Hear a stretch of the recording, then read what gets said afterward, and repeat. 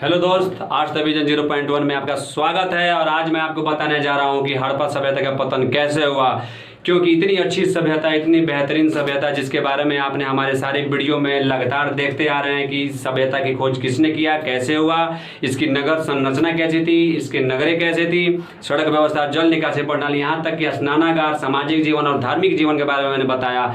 फिर एकाएक ये सभ्यता समाप्त हो जाती है। यह सुन के हमें भी अफसोस हो रहा है और आपको भी लगेगा इतनी भारत की प्राचीन सभ्यता, इतनी बेहतरीन सभ्यता का अंत क्यों हो गया।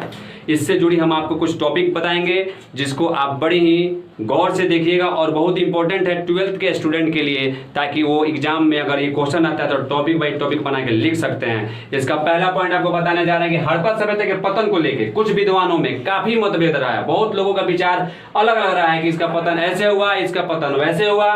कुछ विद्वानों के बारे में मैं आपको बताने जा रहा हूं, जैसे मार्शल मैके, एस.आर. राव, इन लोगों ने हड़प्पा के पतन बाढ़ बताया। इन्होंने बताया कि जो नगर नदियों के किनारे बसे हुए थे उनका जो विनाश हुआ वो बाढ़ के कारण हुआ, क्योंकि नदी में पानी ज्यादा आ गई मौसम खराब हो जाने की वजह से।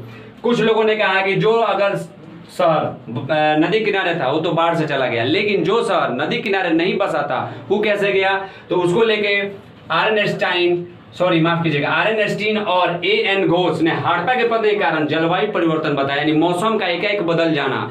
जैसे देखिए, कभी कभी तापमान ज्यादा हो जाता है तो कभी कभी बारिश ज्यादा हो जाती है, कभी कभी ठंड ज्यादा पड़ जाती है, जिससे क्या होती है कि जलवायु परिवर्तन के कारण हमारी प्रजातियां का क्या होता है, विनाश हो जाता है। मान लीजिए ज्यादा ठंड पड़ेगा तो बर्फीली चीजें ज्यादा बढ़ जाएंगी, जिससे क्या होगा, वनस्पति से लेके मानव से लेके हर एक जीव जंतु समाप्त हो जाएंगे।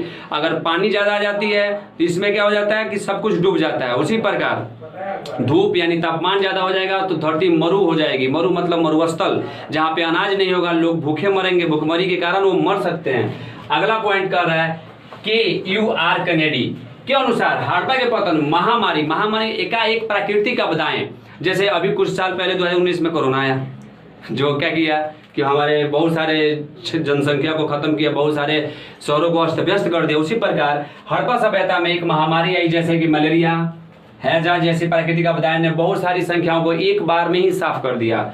फिर माधव सौरवत्स ने हड़प्पा के पतन के कारण भूकंप बताया है, यानी उन्होंने बताया कि भूकंप आ जाने से, ज्वालामुखी फटने से वो सभ्यता उस धरती के नीचे, उस धरती के गर्भ में समा गई।